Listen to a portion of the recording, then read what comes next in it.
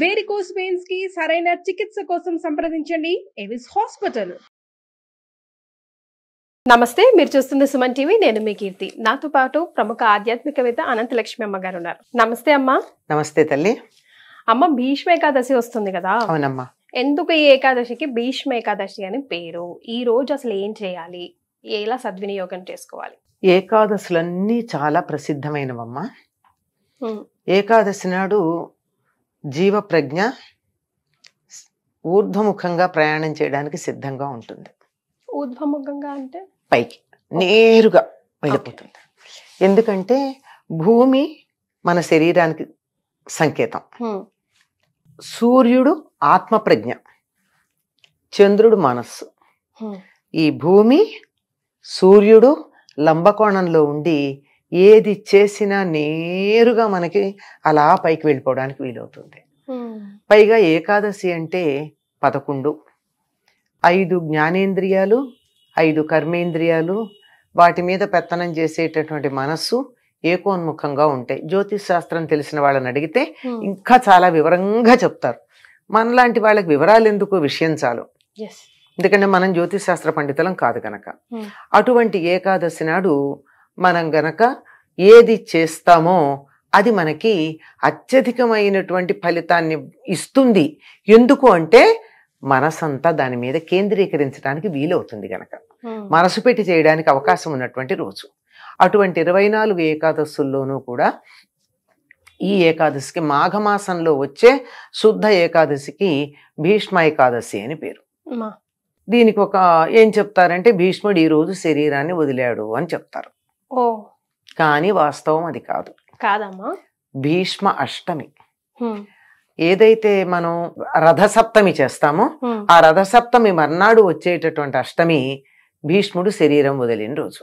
మరి ఎందుకు ఈ మిస్కన్సెప్షన్? ఎందుకు చెప్తారు అంటే, ఒకళ్ళు ఏం సమన్వయం చెప్పారంటే, ప్రతిదానికి ఏమంటారు, బట్టతలకి బోడిగుండుకి ముడిపెట్టేసి మేమే పండితులం అని చెప్పాలనుకుంటూ ఉంటారు కొంతమంది. ప్రశ్న అడిగారు అనుకో అమ్మా, అడిగిన వాళ్ళు లోకువైపోతారు. ఈ చెప్పేవాళ్ళు వీళ్ళకి ఇష్టం వచ్చిన పైత్యం అంతా చెప్పేయచ్చు కదా, అడిగిన వాడు వినాలి కదా. అంచేత ఏమంటే పంచప్రాణాల్లో రోజుకో ప్రాణం చొప్పున వదిలేట. అష్టమి, నవమి, దశమి అలా వచ్చి ఏకాదశి, అట్లా పూర్తి ప్రాణం 5, 6 చివర వదిలాడు. ఇది వినడానికి చాలా లాజికల్ గా అనిపించింది. అన్ని సందర్భాల్లోనూ లాజిక్ సత్యం అవ్వచ్చు కాకపోవచ్చు, అవ్వచ్చు కాకపోవచ్చు. ఇది ఎంత నిజమో నాకైతే తెలియదు. అయి ఉండొచ్చు కూడా, కాదని చెప్పడానికి నేను చూసి రాలేదు కదా. కానీ నా లాజిక్ మాత్రం అది కరెక్ట్ అనిపించలే. అప్పటి రోజుల్లో అంటే 5000 సంవత్సరాలకి ముందు ఉత్తరాయణం వచ్చిన రోజే రథసప్తమి అయింది. మనకి రథం ఎప్పుడు నడుస్తుంది, ఎప్పుడు తిరుగుతుంది?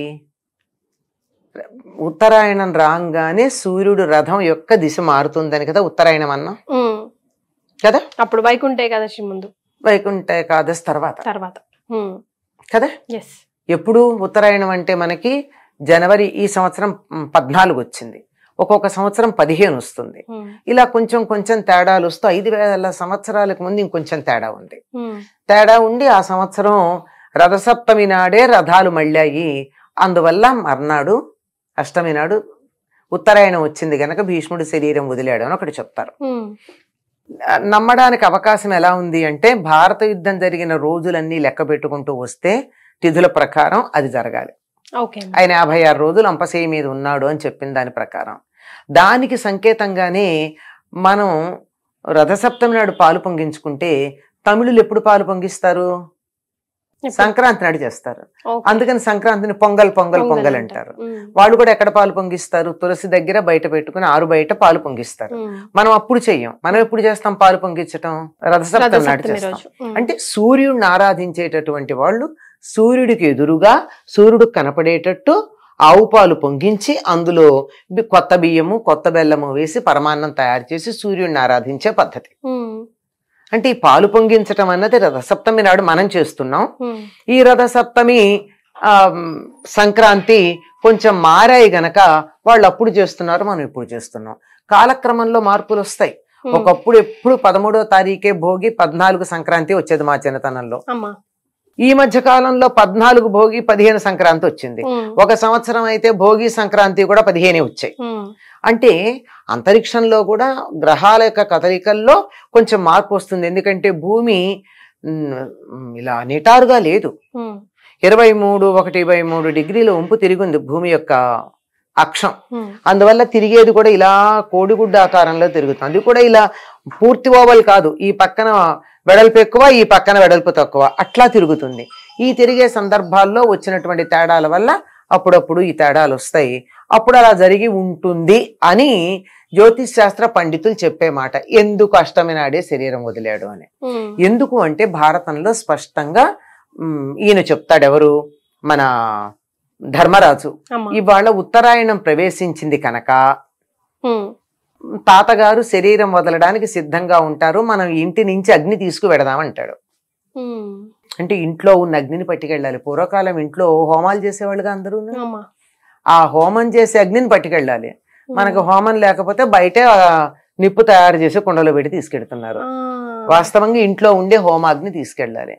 మనం ఆ అగ్నిని తీసుకుని పెడదాం, తాతగారు శరీరం వదిలేస్తారు, ఉత్తరాయణం కోసం ఎదురు చూస్తున్నారు కదా అన్నారు. దీన్ని బట్టి ఎప్పుడు అవ్వాలి? రథ సప్తమి మర్నాడు అష్టమి అన్నాడు. దానికి భీష్మాష్టమి అని పేరు ఉందమ్మా. భీష్మాష్టమి ఉంది. ఆ భీష్మాష్టమి నాడు ఆయన శరీరం వదిలాడు. ఇప్పటికి కూడా భీష్మాష్టమి నాడు తప్పనిసరిగా సంతానం కావాలనుకున్నటువంటి వాళ్ళు భీష్ముడికి ఇది ఇస్తారు, తర్పణాలు ఇస్తారు. ఎందుకు అంటే తనకి సంతానం లేకుండా చేసుకుని కురువంశాన్ని అభివృద్ధి చేయడానికి త్యాగం చేశాడు గనక ఆయనకి గనక తర్పణాలు ఇస్తే సత్సంతానం కలుగుతుంది. ఆయన అనుగ్రహం వల్ల కదా వీళ్ళందరూ ధృతరాష్ట్రుడు పాండురాజు పుట్టారు. ఆయన నేనే రాజ్యం చేస్తానని గాని, నేను పెళ్లి చేసుకుంటానని గాని అన్నట్టయితే ఈ మళ్ళీ గాంధారి కోడళ్ళకి వ్యాసుడి వల్ల సంతానం కలిగేది కాదు. అంచేత సంతానం కావాలనుకున్న వాళ్ళు సంతానం లేనటువంటి భీష్ముడికి తర్పణాలు ఇచ్చినట్టయితే సంతానం కలుగుతుందని ఆయనకి ఆనాడు తర్పణాలు కూడా ఇస్తారమ్మా. అది భీష్మాష్టమి. అయితే ఏకాదశికి భీష్మ ఏకాదశి పేరు ఎందుకు వచ్చింది? ఇది సందేహం రావాలి కదా ఎవరికన్నా. అదే అడిగాను నేను. అదే మరి ఎందుకు అంటే భీష్ముడు విష్ణు సహస్రనామం చెప్పినటువంటి వాడు. ఇవాళ ఇప్పుడు చెప్పలేదు, అప్పుడే చెప్పాడు. కృష్ణుణ్ణి చూస్తూ విష్ణువుని కీర్తిస్తూ తాను కీర్తిస్తున్నది తాను వింటూ కృష్ణుడి మెడలో ఉన్నటువంటి ఆ తులసిమాలని ఆఘ్రాణం చేస్తూ పంచేంద్రియాలతో ఆ కృష్ణుణ్ణి విష్ణువుగా ధ్యానం చేస్తూ శరీరం వదిలాడు. సామాన్యుడు కాదు కదా. ఎప్పుడు కావాలంటే అప్పుడు శరీరం వదలొచ్చు అన్నటువంటి ఇది ఉన్నది, వరం ఉంది. ఆ వరాన్ని ఈ విధంగా వినియోగించుకున్నటువంటి వాడు కనుక అది ఏకాదశికి అయితే బాగుంటుంది అని మన వాళ్ళు ఏకాదశి నాడు చెప్పడం. కానీ అనంతమైన ఫలితాలు వస్తాయని మీరు ముందుగా చెప్పారు కదమ్మా, మరి మనం ఎలా వాటిని? అందుకే భీష్మ ఏకాదశి నాడు తప్పనిసరిగా విష్ణు సహస్రనామ పారాయణ చేయాలంటారు. ఎందుకంటే భీష్ముడి ద్వారా మనకు అందింది. భీష్ముడు కృష్ణుడిని చూస్తూ చెప్పినటువంటిది అది. అందువల్ల మనం ఎన్ని ప్రయత్నాలు చేసినా ఏం చేసినా ఎందుకమ్మా మన తాపత్రయాలన్నీ? బతికుండగా సుఖంగా ఉండాలి, చనిపోయిన తర్వాత కూడా బాగుండాలి. మనం పునర్జన్మని మరణానంతర జీవితాన్ని నమ్ముతాం కదా. కనుక శరీరం వదిలిన తర్వాత నరకానికి వెళ్లకుండా పుణ్యలోకాలకు వెళ్ళాలి అంటే ఆఖరి క్షణాన భీష్ముడిలాగా విష్ణువుని తలుచుకుంటూ ధ్యానం చేస్తూ ఎదురుగా చూస్తూ వీలైతే అంటూ వీలైతే వింటూ, అంటూ వింటూ కంటూ 3 చేశాడు కదా.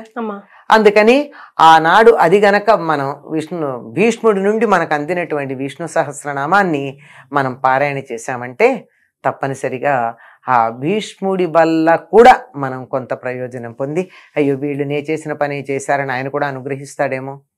అందువల్ల ఏది ఏ క్షణం చివరిది ఎవరు చెప్పలేము.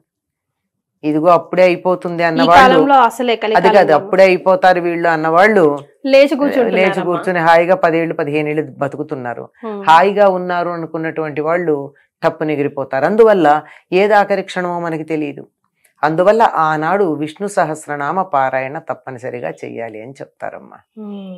పైగా ఆ రోజు భీష్మ అష్టమి నాడు ఎవరైతే తర్పణాలు ఇవ్వలేకపోయారో వాళ్ళు ఆనాడు తర్పణాలు ఇస్తారు.